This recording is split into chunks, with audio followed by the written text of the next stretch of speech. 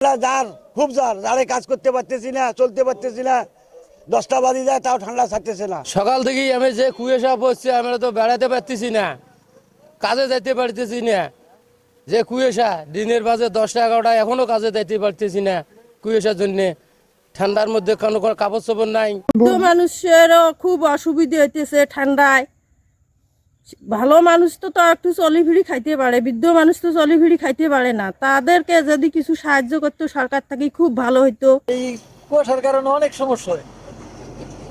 যেমন আপনার যাইতেছি ভালো, হঠাৎ করে আপনার অন্ধকার, যখন 8-10টা গাড়ি বা 10-12টা গাড়ি এক সমানে যায় রাস্তায়, তো আর আমি একা না, তখন আমি যদি ব্রেক মারি পিছন তো নাইয়া দিব মাইরে, মানে ব্রেকও মারণ যায় না, আবার সামনে গাড়ি থাকলে তো হওয়া যায় না।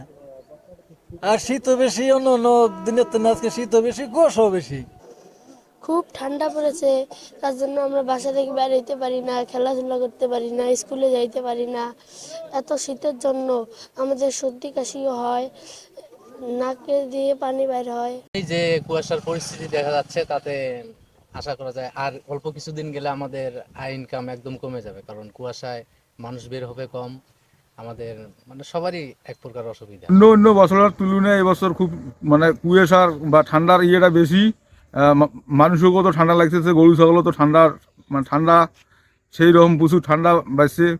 এখন মানে চটের বস্তা গা দিয়ে দিবেন, কম্বল গা দিবেন, গরু ছাগল অসুখ বিসুখ যদি সরকারিভাবে যদি কোনো চিকিৎসা করতো তাহলে আমাদের খুব সুবিধা হতো। লাইট না থাকলেই তো লাইটের সামনের গাড়িও আমাদের দেখতে পারবে না, আমিও পিছনের গাড়ি দেখতে পারবো না। লাইট দিয়েই চালাইতে হবে, সার্চ লাইট, ফগ লাইট সব দিতে হবে, দিলে তারপরেও দেখা যায় না, এইভাবে চলতে হবে। একটা বিট আছে, সাদা বিট, ওই বিটের উপরে নির্ভর করে গাড়ি চালাইতে হবে। একটা বেশি এই শীতের কারণে বাচ্চা কাচ্চার অসুখ বিসুখ হওয়া লাগছে, বুড়ো মানুষের মনে করা অসুবিধা হওয়ান, যে হাঁপানি যেগুলো আছে তার অসুবিধা হওয়া লাগছে। এই কারণে শীতের বারটাই বেশি চলছে, রোগ ব্যাধি একটু বেশি, বিষ ব্যথা হাবি জাবি অনেক বেশি হওয়া শীতের কারণে।